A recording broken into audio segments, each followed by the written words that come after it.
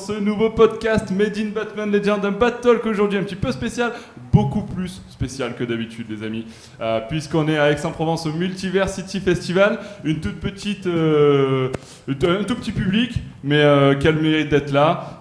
Je vais vous demander de faire un maximum de bruit parce qu'il faut combler tous ceux qui sont pas là les amis. Ah voilà, ils sont pas très nombreux mais ils sont là, voilà, et ça c'est cool, merci. Je suis Nico, je suis accompagné de deux autres membres de la Team Batman Legend avec Alexandra. Salut. Mais aussi Bruno. Hello. Et enfin, nous avons un invité spécial dans ce podcast qui n'est autre que Guillaume de la librairie Les Fictionnautes. Alors, petite intro, Guillaume, est-ce que tu peux déjà te présenter pour ceux qui n'ont pas l'habitude de t'écouter dans nos podcasts ? Alors bonjour, Guillaume, je gère la librairie des Fictionnautes à Nice. On est un comic shop qui est ouvert donc à Nice, forcément je vais me répéter 3 fois, depuis 2001. Nice. Si vous n'avez pas compris. On fait aussi partie du groupement de libraires Comic Shop à Saint-Maul. Ouais. Et voilà. Grosso modo. Tu peux peut-être revenir sur le Comic Shop Assemblement de ce que vous faites tout au long de l'année. C'est quoi Comic Shop Assemblement ? Alors Comic Shop Assemblement, c'est en fait la matérialisation d'une chose qui existe depuis assez longtemps. C'est qu'on est très peu de shops vraiment spécialisés comics en France et particulièrement très peu de shops à faire à la fois de la VF et de la VO. Donc on a tendance à se connaître tous depuis une vingtaine d'années. Et on a toujours fonctionné sur un principe d'entraide. Ça a toujours été des potes. Toutes les boutiques, en fait, entre elles, déjà, se filaient des tuyaux, s'aider, s'échanger du stock, tout ça. Et là, on a juste officialisé quelque chose qui existe depuis une vingtaine d'années sous la forme d'un collectif. Et donc, le principe du collectif, c'est de dire, tiens, on est peu nombreux, mais spécialisés, mais on va pouvoir proposer, boutique à boutique, pas grand-chose, mais en cumulant le nombre de boutiques, des tournées, des dédicaces, des variantes alternatives, des variantes cover, des choses comme ça qu'on ne pouvait pas, qui jusqu'à présent étaient réservées à des enseignes un petit peu plus grosses, on va dire. Une des particularités, c'est qu'on est tous des magasins indépendants. On a gardé le côté indépendant de nos magasins, mais on a accès à des choses qui étaient réservées à des magasins un petit peu plus gros, généralement. Ouais, non, c'est une belle présentation, merci. Pour ceux qui ne savaient pas ce que c'était, donc après je vous invite à aller voir ce que fait les Fictionnautes sur leurs réseaux sociaux, Facebook, Insta. Facebook et Instagram, ouais. Ok, parfait. Pour ceux qui dans le public ne connaissent pas Batman Legend, on est une association de passionnés qui parlent de l'univers de Batman et de tout ce qui l'entoure, donc les comics, les séries, les films, les animés. Donc voilà, on parle de la pop culture sous le prisme de l'univers de Batman. Et donc c'est pour ça qu'on voulait parler de Batman, de comment on commence dans les comics aussi, plus généralement. Vous allez voir le défilé du podcast, mais je vais commencer par madame. Alexandra, comment tu as commencé les comics, toi ? Comment j'ai commencé les comics ? C'était mon petit frère qui en lisait, et il lisait plutôt du Marvel, donc du Deadpool et du Spider-Man. Et oui, c'était un nom à pas prononcer, pardon, mais c'est fait. Moi j'allais souvent dans sa chambre parce que j'étais pas trop d'accord des jouets qu'on offrait, qui étaient des jouets très très féminins, donc j'allais choper les Action Man de mon frère. Et du coup, moi je suis une grosse lectrice, je lisais beaucoup de romans, etc. Et je suis allée piquer ces bouquins.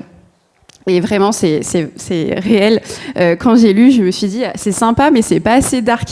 Oui, j'ai eu ma période emo et on a tous écouté Evanescence, donc me jugez pas. Donc j'étais, oh là là, c'est pas assez sombre, il me faut quelque chose de plus sombre. Et du coup, à l'époque, j'allais à la Fnac parce que désormais, d'autant plus avec mon travail, je ne vais que dans des librairies indépendantes.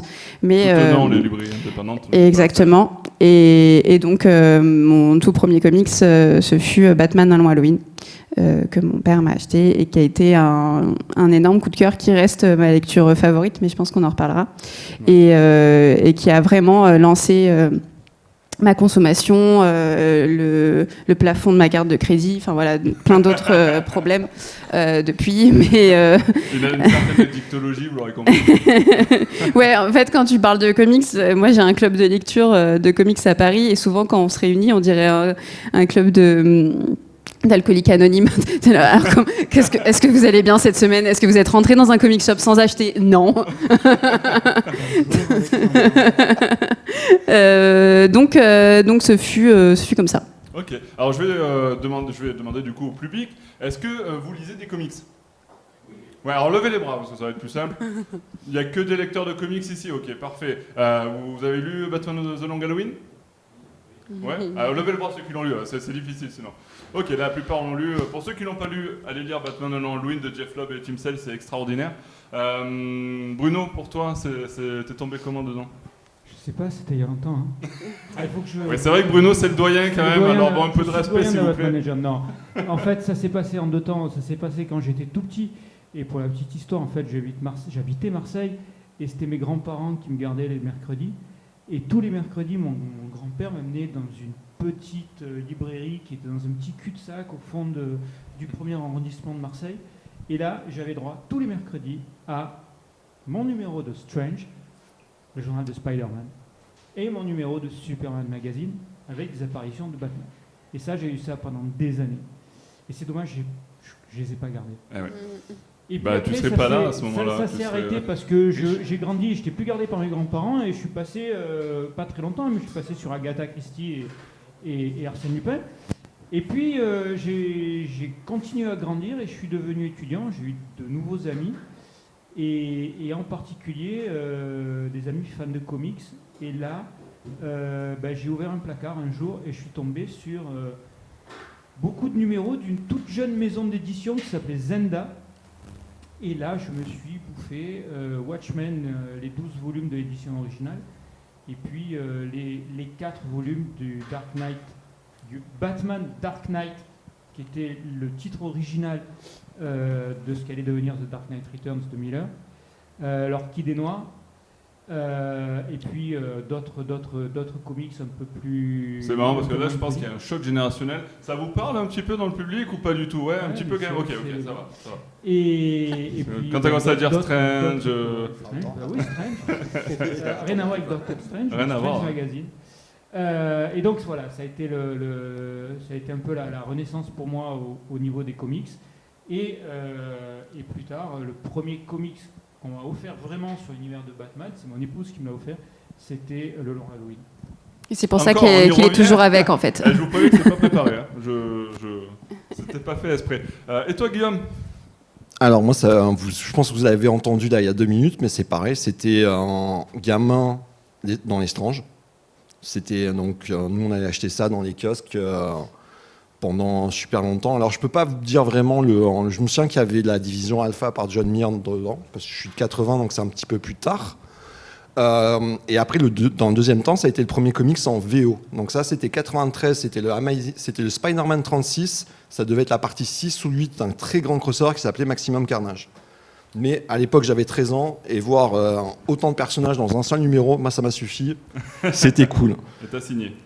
Alors, on a commencé à vraiment adhérer à la VO, à la lecture de comics, mais à cette époque-là, tu essaies un petit peu tout. Donc, on était déjà bien motivés par... On parle de comics, hein?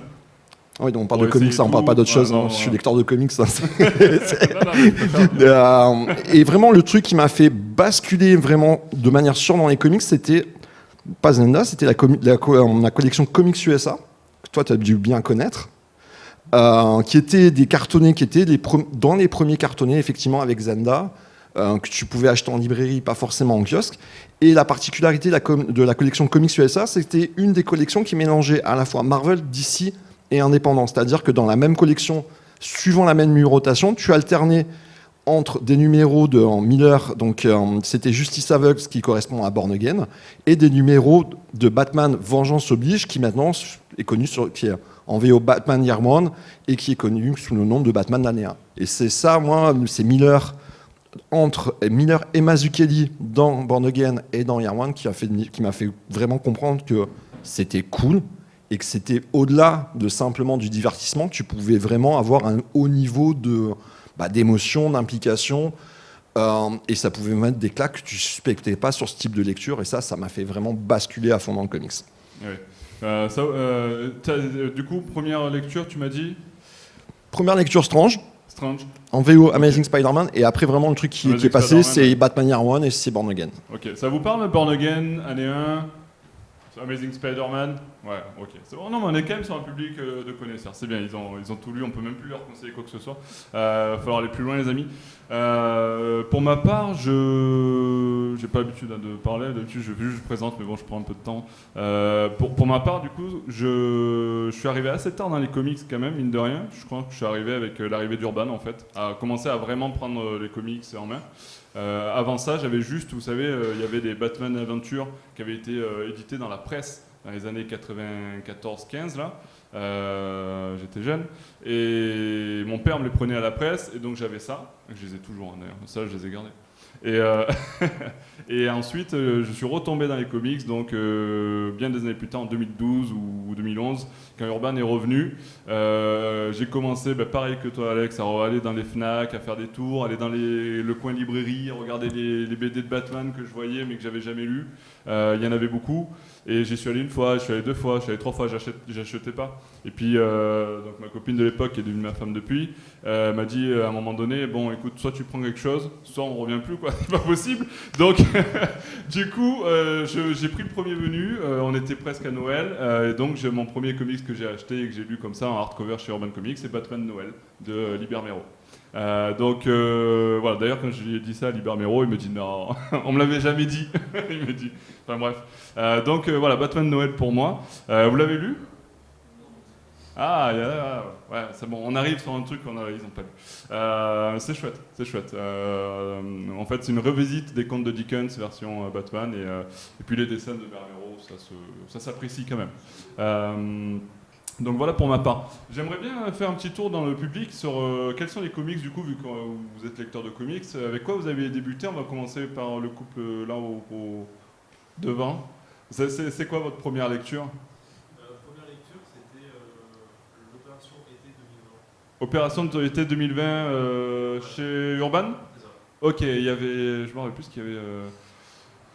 Alors je confonds les deux parce qu'il y en a eu deux. Ouais, il y en a eu deux. Il y avait peut-être la cour des hiboux. Il y a Cour des hiboux, Ouais. Batman Silence. C'est ça. Ok. Ah, Batman Silence, c'est très bon. Très, très parfait pour débuter d'ailleurs. Ok. Madame? Non? Si, j'ai vu un et un qui m'ont passé. Ok. Ce garçon m'a l'air plein de talent. Ah, mais elle a dit après j'ai arrêté. Elle n'a pas continué, tu vois. Les deux. Alors après pour le podcast, c'est vrai, je sais pas si on les entend. Il a dit Batman Silence, il y a eu du Batman année 1. Je vais faire un petit peu le tour rapidement. Pour moi, c'est comme le monsieur pour Strange, j'avais Du Strange. chez mes grands-parents. Moi, il m'a acheté que des gros cellophanes, il y avait au moins 6-7 Strange. Ok, donc ouais, c'est des Ah ouais, paquets les de packs, 6-7 ouais. Strange à l'époque. Et après, d'ici, c'est arrivé plus tard. Ok. Au milieu là du coup, vous avez lu quoi vous en premier? Moi, j'ai commencé avec Darkness. Dark Knight? Ok. Ah, Darkness. Darkness. Ok. Et toi? Dark Knight Returns. Ok, j'avais pris un peu d'avance, c'est pour ça. Ok. Ok, Rebirth, ouais, donc 2016 à peu près? 2017? Ouais.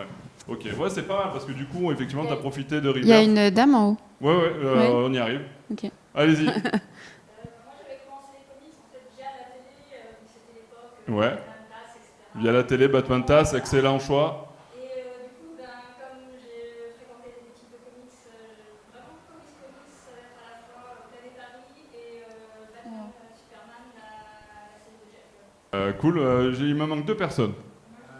Pas de lecture derrière? Batman Silence, excellent choix.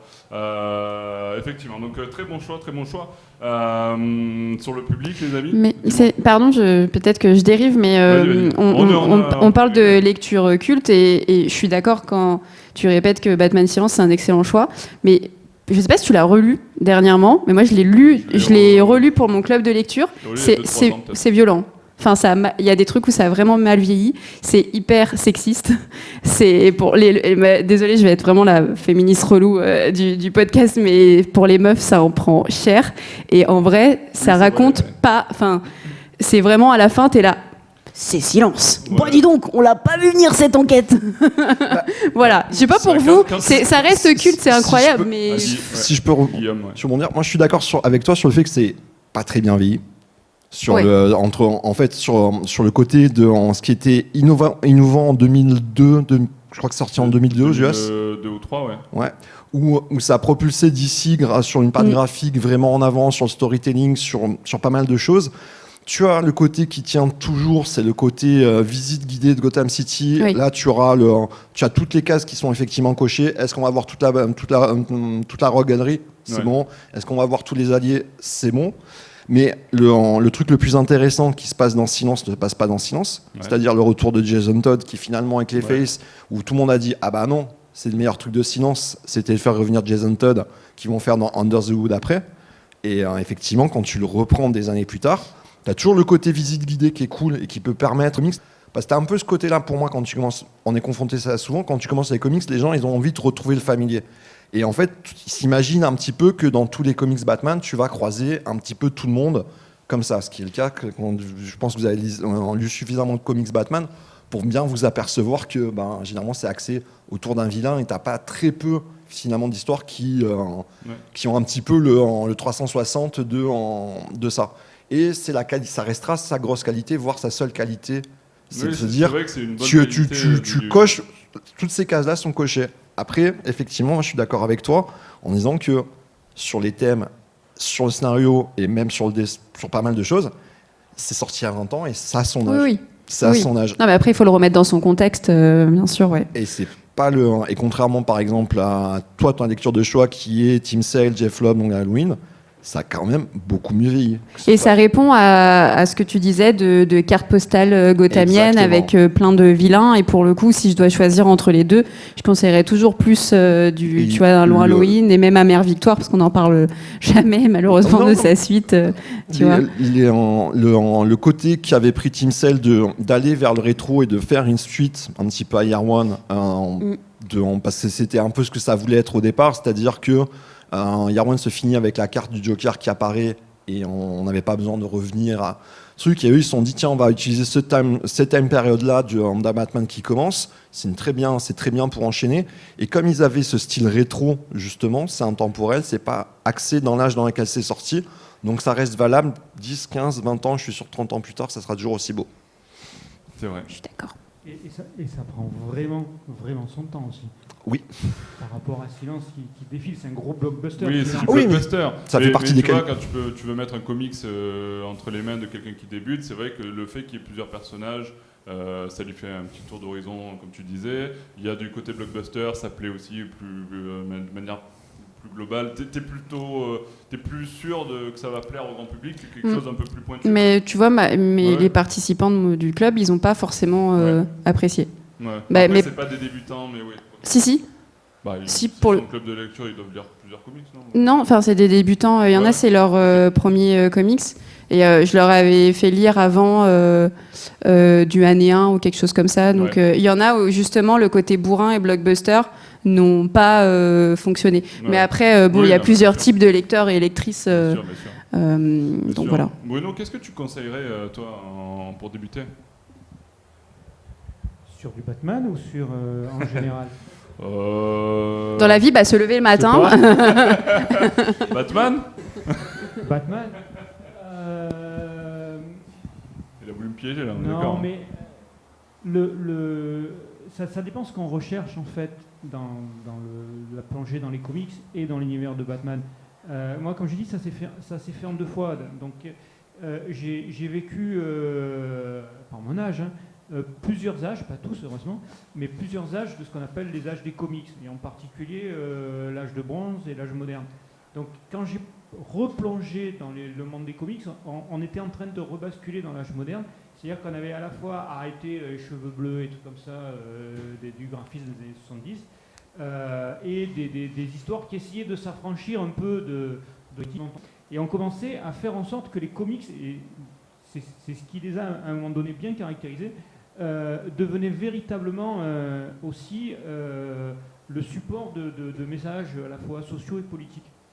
Donc, à commencer dans les comics, pour prendre la voie qui a été la mienne, Je vais répondre à cette question par le Dark Knight Returns de Miller, parce qu'il garde un poids politique terrible. Ouais. Malgré son graphisme, c'est le graphisme de Miller, donc Mais c'est vrai que ça peut rebuter parfois. C'est pas une œuvre qui brille par son graphisme, mais qui brille par beaucoup d'autres qualités. Mais pour moi, le monument des comics incontournable, c'est pas un Batman, ça reste, et je crois que ça va rester Watchmen. Ok, il a réussi à me placer autre chose que Batman, oui, d'accord. Guillaume, tiens, toi, qu'est-ce que tu conseilles à tes... Alors, quelqu'un rentre dans ta boutique au fictionnaute ça va dépendre du profil de la personne. C'est moi il y a 15 ans maintenant, ouais, quand même. C'est-à-dire que dans la liste, on va dire qu'il y a plusieurs listes selon les personnes. Ça va aller de... Je veux le début de Batman, donc ça va aller sur moi j'appelle la première trilogie, c'est année 1, Ouais. Into No Longer Halloween à Mère Victoire, en disant voilà, tu as la première période 2. Tu vas sur quelqu'un qui est un petit peu plus basique, qui est un petit peu orienté comics, action, ça va être Silence, forcément. Ouais. Et après, il y a une autre catégorie de gens qui commencent dans le comics ou qui rentrent dans un comic shop spécifiquement pour ajouter Killing Joke. Ouais, les lecteurs de Killing Joke, c'est quasiment une catégorie de lecteurs à part sur Batman. D'ailleurs, c'est sur le positionnement un petit peu étrange, en 3 Jokers qui est un petit peu à part. Ouais. En fait, il constitue la question ultime du gars qui n'a lu Killing Joke, pas c'était Alan Moore, et que c'est dans le numéro 1 de tous les top 10 que tu tapes top 10 n'importe quoi, comics Batman, tu vas forcément tomber dessus dans les 3 premiers. Et quand il revient en me disant est-ce que vous avez la suite, en fait, le 3 Joker est fait pour faire suite à ça. Ouais. Et tu intercales un deuil dans la famille entre les deux, et tu peux vendre juste ça à cette personne et qui ne reviendra pas acheter de comics. C'était vraiment tiens, je suis venu, je sais que c'est populaire, je sais qu'il y a un gros cachet sur celui-là, et c'est quasiment une catégorie à part. Ça peut être le premier comics de quelqu'un, assez bizarrement, comme le seul de comics de quelqu'un quelque part. Et après, si les personnes, par contre, sont déjà un peu familiers avec la bande dessinée et qu'ils veulent se lancer sur un aspect plus sérieux, La Cour des Hiboux, moi je considère qu'encore les 2 tomes qui ouvraient, je ne suis pas fan du run en entier de Snyder, mais je considère que les 2 tomes qui ouvraient, ça a été le dernier gros classique moderne instantané sur Batman. Et c'est frais. Il y a un côté un petit peu ludique sur la mise en page au départ quand c'est dans la phase labyrinthique. Ça fait montrer que le comic ça peut être un petit peu plus graphique et un petit peu plus interactif que ce que tu penses l'être au départ. C'est frais et ça reste cool comme truc. Et le dernier truc, parce que ça me revient, parce que c'est les discussions qu'on a souvent, c'est, je l'ai oublié, comment je fais ? C'est aussi, pour des gens qui ne veulent pas s'embarquer dans beaucoup de trucs, tu as le White Knight. Ouais. De Sean Murphy, qui pour moi est l'équivalent du DKR pour les gens qui ont regardé la série animée. D'accord. C'est-à-dire que pour moi, tu le vois, ça a été confirmé dans le 3e volume, mais tu as toujours cette vibe où c'est la Harley Quinn avec les hyènes, avec le costume traditionnel, où c'est tout le roster de la série animée, et tu peux accrocher des gens qui ont vu la série animée en disant, voilà, si tu veux savoir ce qui est arrivé au personnage 20 ans plus tard, White Knight, il coche cette case très bien. Et ça peut être ton truc d'enfance a été le dessin animé, tu veux lire un comics adulte, lis White Knight, tu es à la maison, tu n'as pas besoin de te taper de la continuité ou d'avoir des références. Au départ, quand c'était un bouquin seul, c'était déjà très bien. Là, ça fait une trilogie sympathique, c'est cool. Tu as quand même une redéfinition un petit peu de ce qu'est Gotham et de certains personnages et de leurs liens aussi. Moi, je dis pas que c'est pas possible, mais du coup, il y a quand même... un autre travail qui a été fait par Sean Gardner-Murphy. Typiquement, les premières apparitions d'Harley Quinn et ce qu'il en fait d'Harley Quinn, c'est 2 femmes totalement différentes, entre une Harley Quinn qui était asservie par le Joker et là qui est indépendante, qui va même collaborer avec la JCPD, qui a des enfants. Mais c'est justement ça qui est intéressant, parce que tu avais l'aspect d'Harley Quinn telle qu'elle était présentée dans la continuité d'ici habituelle. Et le personnage qui développe, lui, dans Dark Knight, qui, pour moi, est le personnage qui est vraiment le personnage original, c'est-à-dire le personnage du dessin animé, justement, quand il le fait passer pour la première fois en BD, va aller plus loin que le stéréotype du personnage du comics. C'est-à-dire que c'est, pour moi, le fait qu'il ait pu expérimenter avec la Harley Quinn dans White Knight qui a fait... DC a dit ouais, on est peut-être un peu à l'ouest avec ce personnage, on va peut-être un peu le réorienter, parce qu'à ce moment-là, quand tu la prenais en Suicide Squad, c'est quand elle était brune, ils avaient changé tout son costume en disant mais attends, ce personnage n'est pas comme ça normalement. Et pour moi, il a remis sur les rails un petit peu. Oui, je suis d'accord. Ok, alors on a parlé pas mal de comics. Alors on est partenaire, vous le voyez sur l'événement d'Urban Comics. Alors j'aimerais vous faire gagner quelques comics fournis par notre partenaire quand même. Petite question pour la cour des hiboux là qui est ici à vous faire gagner. En plus tu l'as noté donc c'est parfait. Tu as fait une petite présentation. Je vais vous poser une petite question. Quels sont les créateurs, enfin quel est le scénariste et le dessinateur principal de la série Batman, la cour des hiboux? Alors, on va lever les bras. Ok. Je change la question. On va faire ça autrement. Je sens que sinon ça va être compliqué. Non, mais pas de souci. Qu'est-ce que mais là, je me suis mis dans le pétrin. Tu t'es mis, Ouais, je me suis mis dans le pétrin. et je te regarde avec délectement. Alors, on va faire autrement. Du coup, je vais faire une question. Et vous avez le droit de lever la main qu'à partir du moment où je finis la question. Et à ce moment-là, Alexandra va choisir parmi les premières mains levées pour faire gagner le comics. La question est la suivante. En quelle année a été créé le personnage du Joker? Ok, voilà, je crois qu'il n'y a pas de doute. Non. Allez, quelqu'un peut tenter sa chance. Il y avait la fille... la dame à droite. 1940, ouais, ça c'est gagné. Bravo. Tiens, je te le pose là parce que j'ai le micro avec fil. Faut que tu pourras venir le récupérer. Et du coup, comme ça, je me rassois tranquillement. Et Alex, je sais pas te demander, toi tu conseilles rapidement parce qu'il faut qu'on finisse sur la dernière partie de l'actualité. Mais il a tout dit. En plus, j'allais dire One Night. Je fais ça toute la journée. Si, j'en ai un, mais qui est pas très consensuel. Je sais pas si vous l'avez vu, c'est Batman, créature de la nuit, de Kurt Busiek et Jean-Paul Leon, si je dis pas de bêtises. Oui, parce qu'il se retrouve pas partout en librairie. C'est un scénariste qui a écrit aussi sur Superman, qui a fait Superman Identité secrète, qui est très très très bien aussi, qui a pour habitude de réécrire le personnage, mais de le sortir totalement de son origine de base. Et là, pour le coup, dans cette histoire, on suit un jeune garçon qui s'appelle Bruce, mais c'est pas Bruce Wayne. On est dans un monde réel, donc le nôtre. Et ce Bruce-là va aussi assister à la mort de ses parents. Sauf que comme c'est réel, il va aussi être touché à la tête, il va être dans le coma, il va se réveiller. Il a du coup un oncle qui s'appelle Alfred et il va s'imaginer que Batman existe. Lui étant fan de Batman, il lit des comic books, donc tu as tout plein de références du petit garçon qui lit du Detective Comics. Il va s'imaginer que Batman existe et alors la représentation d'un Batman qui existe, c'est une forme très vampirique avec les yeux rouges, qui parle peu, voire pas, et qui est très effrayante. Et Kurt Busiek le dit qu'en fait il a voulu faire un comics d'horreur.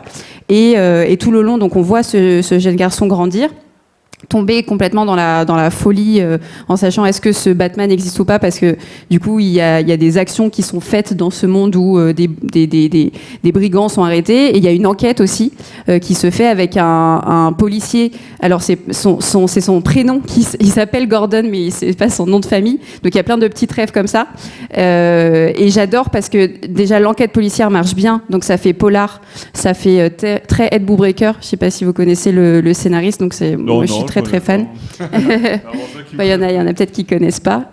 Donc voilà, l'esprit polar est bien représenté, et j'adore l'idée de pouvoir parler d'un Batman sans faire agir un Batman, et que tout plein de personnages autour puissent définir ce qu'est Batman. Et là, en l'occurrence, t'en as qui parlent que c'est une créature effrayante, t'en as qui disent que c'est un ange gardien, t'en as qui disent que c'est une ombre sur la nuit. Et voilà, moi c'est un titre que j'aime beaucoup. Ouais, alors on va essayer d'aller vite parce qu'effectivement il faut enchaîner derrière. Guillaume, je sais aussi que cette année est un petit peu particulière. Il y a quand même pas mal de choses qui nous amènent à pouvoir débuter dans les comics.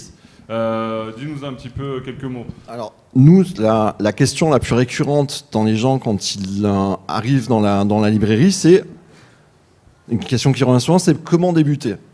Nous, on a une réponse qui est, il n'y a pas de bonne ou mauvaise façon de débuter. Je veux dire, on a commencé. De mauvaises situations. Ouais, il y a des rencontres. Ouais. Okay. Non, mais en fait, le truc, c'est que nous, à l'époque, quand tu commençais sur les kiosques, tu commençais toujours au milieu d'histoire et après tu te débrouillais.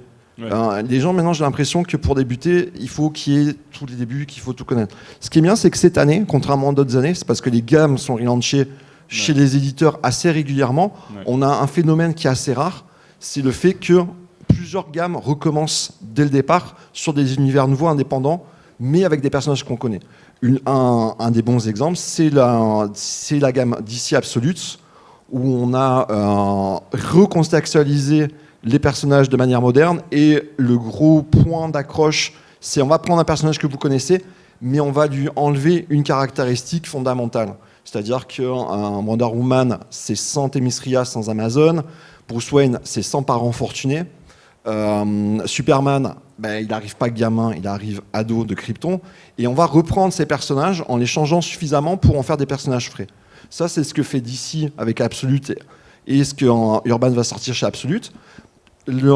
Chez Marvel, on a eu le reboot de l'univers Ultimate, qui est un univers qui, à la base, a été créé dans les années 2000 avec le lancement des films Spider-Man pour accrocher de nouveaux lecteurs en repartant à zéro. Donc là, on va avoir une nouvelle manière d'aborder Spider-Man, avec un Spider-Man très différent pour le coup de celui qu'on a l'habitude de voir, que ce soit dans les films ou au cinéma, plus en fait, de nouvelles manières d'envisager les Avengers, Black Panther, les X-Men, pour les titres qui sont dedans, sans rentrer trop de détails. Et tu as deux univers en indépendant, entre guillemets. Tu as Kirkman qui a décidé de rebooter l'univers, ce qu'il appelle l'univers Energon, donc ce qui est en fait un nom un petit peu compliqué pour parler de l'univers Hasbro, sur les licences Transformers, G.I. Joe, Void Rivals. Void Rivals étant, à mon goût, une manière déguisée de dire Rome, parce que quand tu vois la couverture, tu sais que des mecs en armure d'espace avec des yeux rouges, chez Hasbro, généralement, c'est ça. C'est Kirkman, donc je pense que maintenant il est très connu grâce à The Walking Dead, Invincible. Il s'occupe très bien de l'univers. Tu as plusieurs titres indépendants qui se rejoignent. C'est cool. Et tu as aussi un dernier que j'aime bien, c'est The Unnamed. Donc ça, c'est Jeff Jones et Gary Frank qui sont partis d'ici pour faire leur univers avec une timeline qui unit les titres. Et ce sont 4 en fait, univers distincts avec des caractéristiques un petit peu particulières qui peuvent permettre aujourd'hui d'entrer dans le comics. On va voir. C'est la première année, ou c'est une seule année depuis assez longtemps, où on a autant de choix pour repartir de zéro sur l'indé, chez les Big Two. Oui. Donc c'est plutôt pas mal. Si vous avez eu un doute à un moment en se disant tiens, est-ce que c'est le moment de commencer ? Allez voir votre libraire et vous trouvera parmi cette offre un petit peu ce qui va plus vous correspondre et ce qui va plus vous plaire, à mon avis. Ouais, et c'est peut-être le moment d'en parler à vos amis. Effectivement, c'est peut-être le moment de les faire rentrer dans le game, les amis. Moi, j'aimerais que vous deux, en tant que Team Batman Legends, vous me disiez si vous êtes hypé par ce DC Absolute ou pas du tout. Alors moi je suis hypé par le fait notamment que ça amène quelque chose d'un peu différent par rapport à ce qu'on appelle, on parlait aussi avec Alexandra, pas forcément à juste titre, la continuité, où en fait il faut comprendre sur un personnage qui existe depuis 85 ans, quand on dit un personnage, c'est toute une saga de personnages, c'est compliqué de les faire évoluer. Donc que ce soit Marvel ou soit DC, ils ont tendance à faire soit des crises, soit des events, soit des trucs qui vont complètement bouleverser l'univers pour le faire redémarrer. Du coup, ces events-là, ils arrivent à peu près tous les 10, 15, 20 ans, et ce n'est pas forcément les solutions les plus évidentes. L'idée de casser la continuité, d'en faire quelque chose d'autre, je dirais de manière complètement maîtrisée cette fois, ça peut être intéressant. Et ça peut changer des évolutions au compte-gouttes qu'ils essayent de nous faire ingurgiter, qui finalement n'amènent pas grand-chose au personnage. Donc je suis assez intéressé. Ouais, Alexandra aussi. Moi, je suis plus pessimiste. Alors attention, j'ai aimé les tomes. J'ai lu les tomes 1 des 3. Sauf que je grésille en plus. J'ai même pas le droit de dire que je suis pas. Okay. Du coup, à la régie, il n'y a personne, mais je crois qu'on te censure. C'est ça. Il y a un monsieur qui vérifie. On m'a dit il n'y a vraiment personne à la régie, mais quel est ce festival ? On comprend pas. Non, c'est juste que quand bien même c'est pas un event et que tu dis que ça s'inscrit dans une nouvelle continuité, moi, ça m'intéresse toujours d'aller vers les néophytes, et pour les néophytes ça reste encore une sorte de reboot, ça reste encore une nouvelle collection, et j'ai un peu peur que ça ne dure pas dans le temps, ou qu'en tout cas ça s'essouffle un petit peu au niveau du scénario, parce que ça on l'a déjà vu que tu peux avoir des premiers tomes très intéressants et que ça tombe vite à l'eau, notamment du côté de chez Rebirth, tu as le Wonder Woman de Tom King, avec un premier tome incroyable et un second qui est d'un ennui terrible. Donc je sais bien que c'est pas la même chose, mais c'est juste que sur le long terme, je suis pas sûre que ça dure. Après, les 3 tomes, en termes d'écriture, sont très bons. J'ai un petit coup de cœur pour le Wonder Woman, parce que ça marche très bien, le fait de sortir de Themyscira et de lui trouver une nouvelle quête. Voilà. Moi, mon avis, avec le recul qu'on a, parce que c'est pas la première fois que chez DC, ils essayent d'avoir ce côté on repart à zéro, détaché de la continuité, justement. Oui. Tu avais eu c'était Terrain, la série des Terrains. La série des Terrains, en fait, qui avait des vraiment très belles équipes créatrices, où il y avait vraiment de bonnes idées. Le problème qu'ils avaient eu, c'était passer le volume 1. Une fois que tu arrivais au volume 2, tu ne voyais pas la différence entre une histoire lambda de Superman qui aurait été effectivement relancée. Là, je pense que la chose qui me rend un petit peu confiant sur le fait que ce soit possible, que ce soit bien à terme. Je dis pas que c'est tant qu'on n'a pas vu la suite, on peut pas savoir, c'est trop tôt. C'est qu'ils ont changé suffisamment les personnages par rapport aux personnages de base pour ouvrir un petit peu ce qui peut se passer. Mais ça va dépendre c'est un exercice qui est périlleux. On avait eu l'historique avec l'univers Ultimate qui avait très bien, le premier du nom en 2001, qui avait très bien démarré, où ils étaient affranchis justement du fait qu'ils ne pouvaient pas tuer tel ou tel personnage, ou ils devaient aller dans une direction. Le problème, c'est qu'ils étaient allés trop loin dans la transgression, et arrivé à un moment, quand tu élimines la moitié de ton roster et que tu n'as plus de roster à faire évoluer, tu n'as plus d'histoire à raconter. Ils ont quand même un petit peu tous ce recul là-dessus pour le faire. Et je pense qu'il y a un potentiel à ce que ce soit mieux fait que ce qui a été fait avant dans ce coup-là. Après, il n'y a rien qui te le... Je suis d'accord avec toi, il n'y a rien qui le garantit par contre. C'est vrai. Et du coup, je pense qu'on va arriver à la fin de ce podcast parce qu'il y a aussi une autre animation juste après, donc on va pas décaler toute la programmation. Je vous demande de faire un tonnerre d'applaudissements pour tout le monde, pour Alexandra, pour Bruno et pour Guillaume qui étaient là pour ce podcast. Juste avant la fin, j'aimerais vous faire gagner un autre comics de notre partenaire Urban Comics. Alors je vais vous poser une question très simple et je vais vous demander d'être sincère et je vais demander à Bruno de choisir quelqu'un qui n'a pas lu The Killing Joke.